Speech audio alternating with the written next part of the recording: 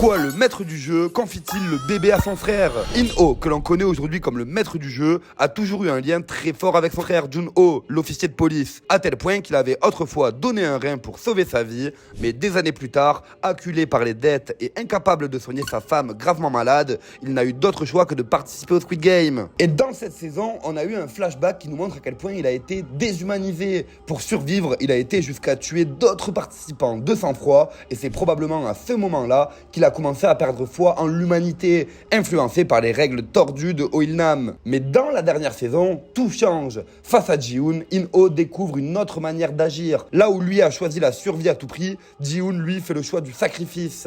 Il refuse de tuer, même quand il le pouvait. Il sauve un enfant alors qu'il aurait pu fuir. Il agit avec honneur, même au cœur de l'enfer. Cette attitude bouleverse le maître du jeu. Pour la première fois depuis longtemps, il réalise que tous les joueurs ne sont pas guidés par l'égoïsme. Certains peuvent encore faire preuve de bonté. Et c'est cette prise de conscience qui le pousse à confier le bébé à Jun-Ho. In-Oh retrouve une part d'humanité et transmet enfin la vie plutôt que la mort. Abonne-toi et dis-moi en commentaire si tu savais.